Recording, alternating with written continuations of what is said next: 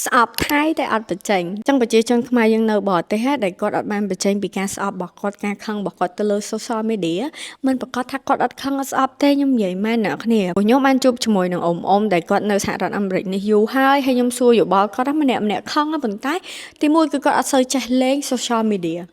ចឹងនៅពេលដែលគាត់អត់សូវចេះលេង social media គាត់អត់បានប្រើទៅលើ social media ហ្នឹងឯងអញ្ចឹងអ្នកគ្នាគិតថាអូយគេអត់អើពើជាមួយប្រទេសខ្មែរគេបាញ់គ្នាប៉ុណ្ណឹងហើយនៅតែអត់អើពើអត់ទេអ្នកគ្នាគាត់ជួយណាស់គាត់ជួយជាបាញ់ជាលុយទៅកាន់អ្នកផ្សេងអ្នកនោះមួយបងប្អូនទៅ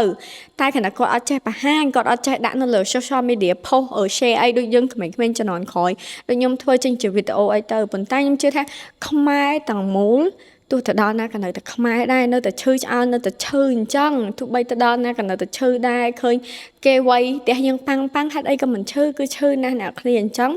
អធិស្ឋានមែនតើបងប្អូនខ្មែរនៅប្រទេសណាខ្ញុំជឿជាក់ថាឃើញវីដេអូនេះសម្ដីខ្ញុំគឺនិយាយត្រូវហ្មងព្រោះខ្ញុំបានជួបជាមួយអ៊ំច្រើនខ្លាំងមែនតើហ្មងដែលគាត់នៅសហរដ្ឋអាមេរិកនេះហើយគាត់ថាអ៊ំនិយាយទៅគាត់និយាយទាំងយំហ្មងខ្ញុំស្ដាប់គាត់ហើយខ្ញុំមានអារម្មណ៍ថាវ៉ាវពួកគាត់ឆ្លាញ់ខ្មែរខ្លាំងមែនតើហ្មងទាំងដែលយើងអត់ដឹងទេតើយើងទៅជួបគាត់ផ្ទាល់យើងជាមួយនិយាយមួយផ្ទាល់គាត់ឆ្លាញ់ផ្ទះគាត់អ្នកគ្នាខ្មែរផ្ទះមានតែមួយទេប្រទេសមានតែមួយទេបាត់ប្រទេសបាត់ទៅណាអត់មានកន្លែងណាទៅនៅក្រៅពីហ្នឹងទេ